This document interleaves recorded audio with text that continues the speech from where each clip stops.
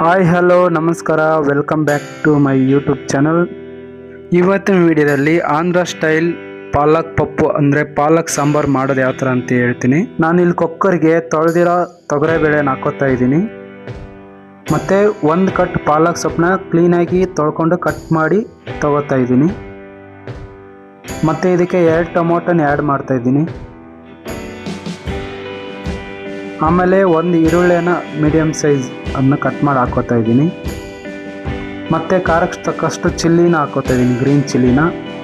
ಮತ್ತು ಒಂದು ಉಂಡೆ ಬೆಳ್ಳುಳ್ಳಿನ ಬಿಡಿಸಿ ಹಾಕೋತಾ ಇದ್ದೀನಿ.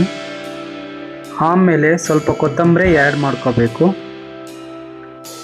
ಮತ್ತು ಇದಕ್ಕೆ ಸ್ವಲ್ಪ ಖಾರ ತೊಗೊಂಡಿದ್ದೀನಿ, ಮತ್ತು ಸಾಂಬಾರು ಪೌಡ್ರು ಮತ್ತು ಟರ್ಮರಿಕ್ ಅರಿಶಿನ ಪೌಡ್ರ್ ಹಾಕೋತಾ ಇದ್ದೀನಿ. ಇದಕ್ಕೆ 3 ಗ್ಲಾಸ್ ನೀರು ಹಾಕೋತಾ ಇದ್ದೀನಿ. ನೀವು ಎಷ್ಟು ಹಾಕಿರ್ತೀರೋ ಅದರ ಮೇಲೆ ನೀರು ಕಾಣಬೇಕು, ಆ ಥರ ಹಾಕೋಬೇಕು. ಇದನ್ನು ಕ್ಲೀನಾಗಿ ಕ್ಲೋಸ್ ಮಾಡಿ ಒಂದು 4 ವಿಸಿಲ್ ಹೊಡೆಯೋಕ್ಕೆ ಬಿಡಬೇಕು.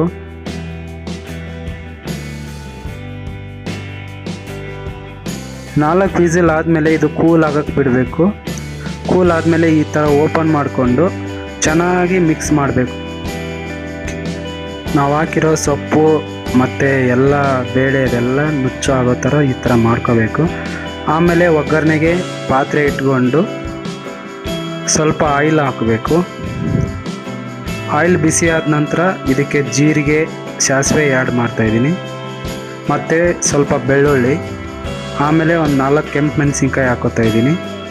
ಆಮೇಲೆ ಕರಿಬೇವು, ಇದನ್ನೆಲ್ಲ ಹಾಕ್ಕೊಂಡು ಚೆನ್ನಾಗಿ ಮಿಕ್ಸ್ ಮಾಡ್ಕೋಬೇಕು. ಮಿಕ್ಸ್ ಮಾಡ್ಕೊಂಡಿದ ಮೇಲೆ ಎತ್ತಿಟ್ಕೊಂಡಿರೋ ಸಾಂಬಾರನ್ನ ಈ ಥರ ಹಾಕ್ಕೊಂಡು ಒಗ್ಗರಣೆ ಹಾಕ್ಕೋಬೇಕು.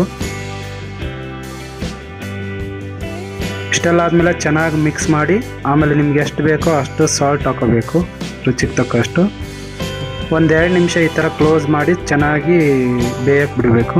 ಆಮೇಲೆ ಒಂದು ಪ್ಲೇಟಿಗೆ ಎತ್ತಿಟ್ಕೊಂಡು ಸರ್ವ್ ಮಾಡ್ಕೋಬೇಕು. ಟೇಸ್ಟ್ ಯಾವ ಥರ ಇದೆ ಅಂತ ನಿಮ್ಗೆ ಹೇಳ್ತೀನಿ.